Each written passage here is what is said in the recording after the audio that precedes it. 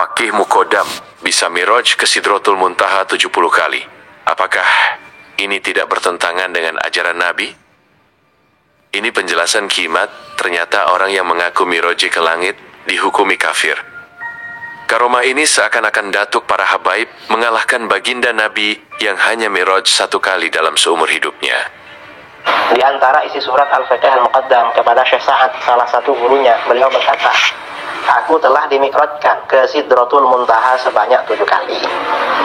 Jadi mi'rajnya 7 kali.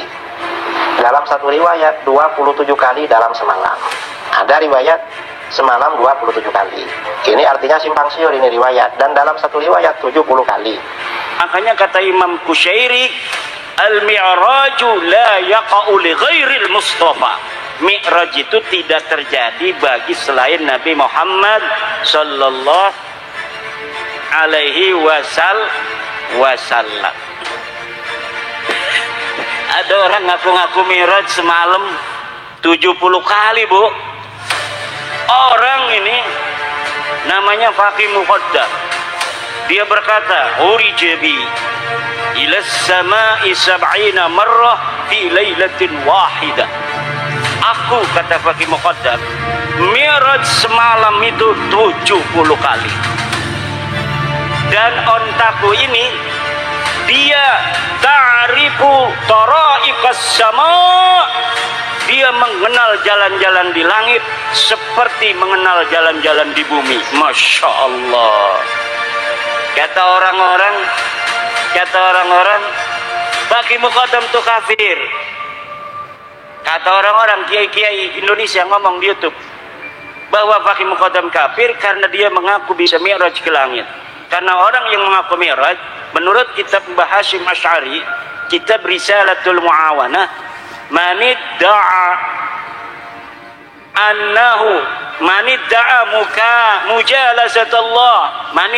mujalasatallahi wal uruja ilaihi wa mukalamatahu kafir.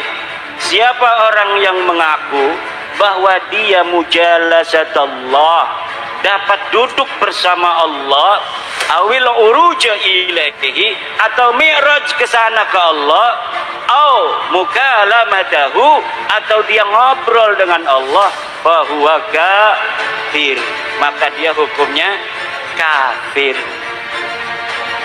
Pak Habib Romli Alidrus ini membantah bahwa Miraj ke langit itu sesuatu hal yang wajar dan maklum.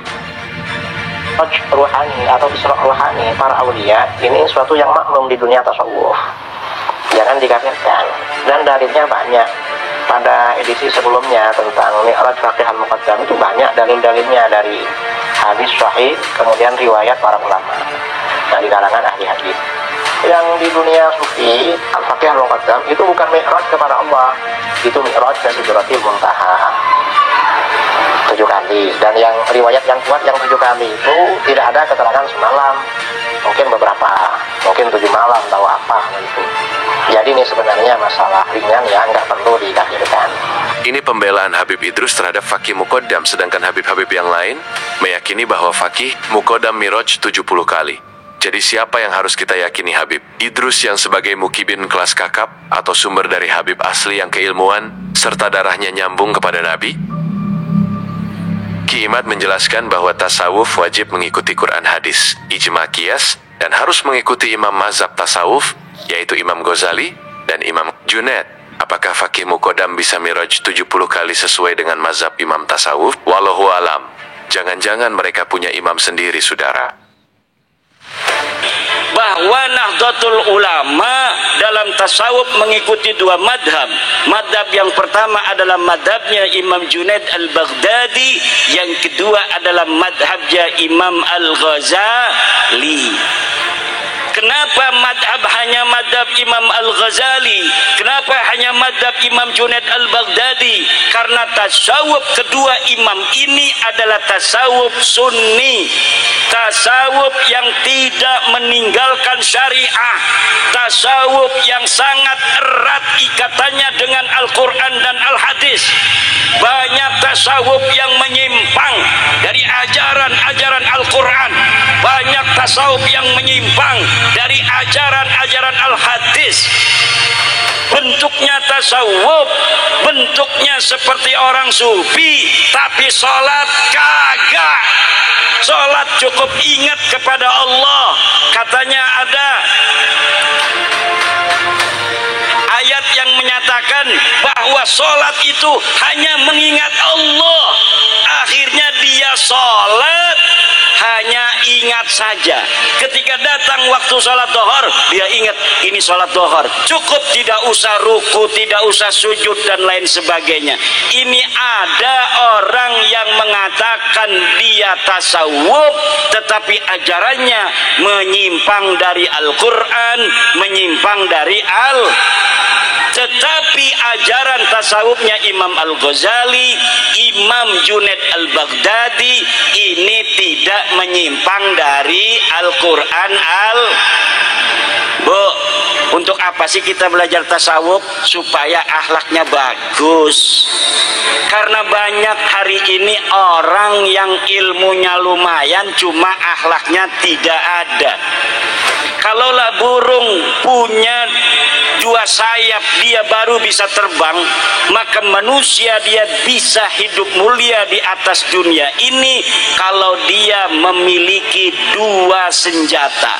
Pertama ilmu, dan kedua akhlak.